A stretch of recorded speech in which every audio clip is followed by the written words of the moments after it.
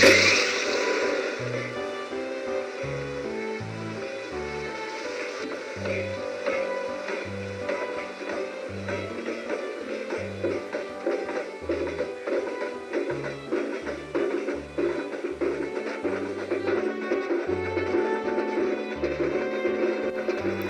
you visited Beveridge in the 1880s, you probably would have heard this 5-stent mill in operation. Today if you visit, all you will hear is the sound of birds chirping and running water.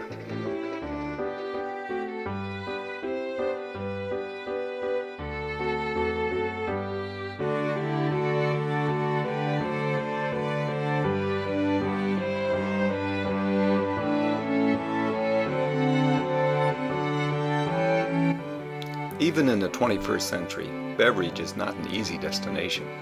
First you have to find the Saline Valley. If you have never heard of the Saline Valley, you probably shouldn't go to Beveridge. Next you have to find the Snowflake Talc Mine Road. If you can't find the road, you can't go to Beveridge. Here we are, looking west at the east side of the Inyo Mountains. The canyon on the right is Keynote Canyon, probably known as Keynote Canyon in the 1880s. The canyon on the left is Beveridge Canyon, our destination. If you look closely, you will see that the road switchbacks up the side of the mountain. I was able to drive to the second switchback, and then there were too many landslides, too many loose rocks, and without lockers, I could drive no further.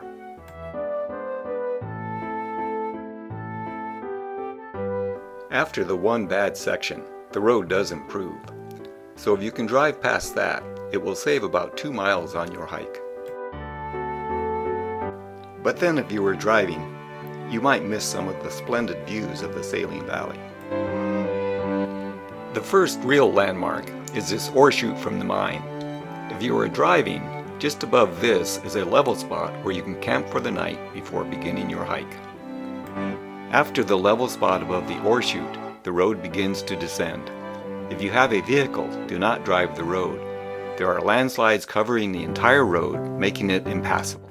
The road eventually comes to an open area, and you will see several wilderness signs that look like this.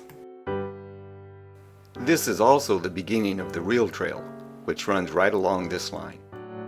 Before we begin the real hike, a couple of words about safety. Do not attempt this hike alone. I went with my friend Charlie, an experienced wilderness expert, and even he brought along a satellite tracking device that has the ability to send a signal back to civilization should you need help. It doesn't take long for the trail to get real serious. As it goes up this chute, which is only about a half-mile long, the grade averages over 40%.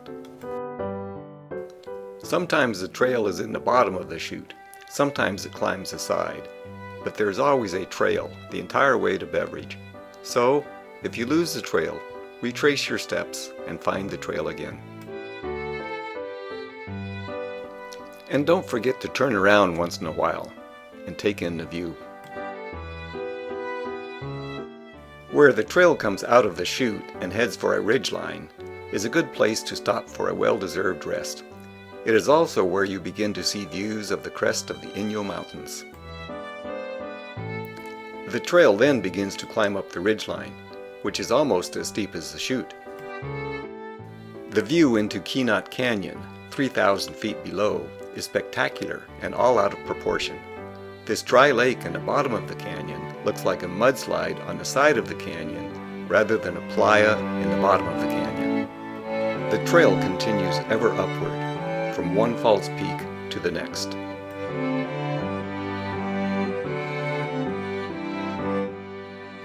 A good resting point is the Silver Queen Mine No. 2, with its 45-foot tunnel and a Rolls-Royce rotary engine in one of its chambers.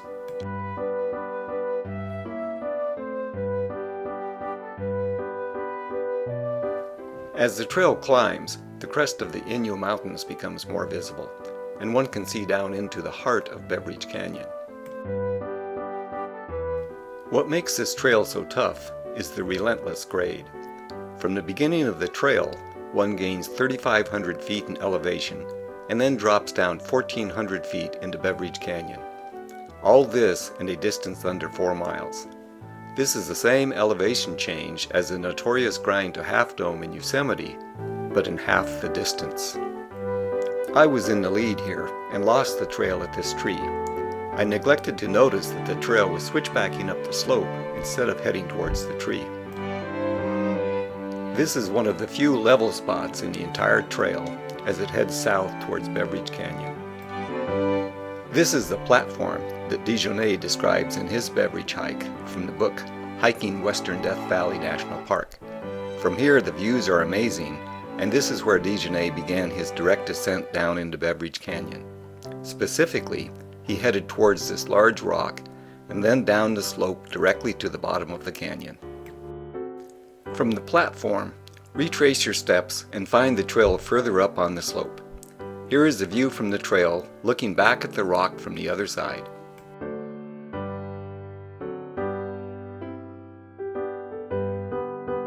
The trail at this point is quite spectacular as it wraps around the side of the mountain with the views down into Beveridge Canyon.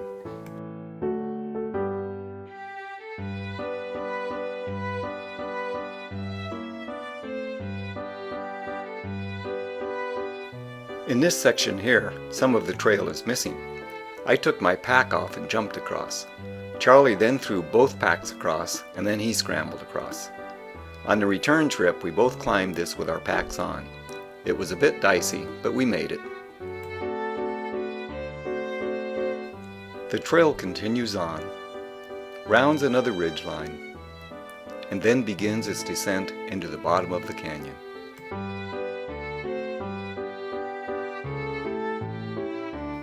Across the canyon, the Beveridge Canyon No. 12 mine comes into view.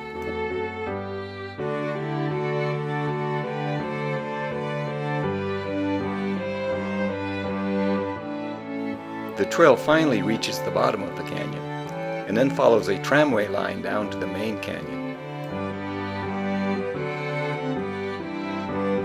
The trail enters the main canyon at this stone foundation. Here are some of the sights in Beveridge Canyon. I won't tell you where they are. You need to find them on your own. From where we left the Jeep, the hike into Beveridge took 11.5 hours.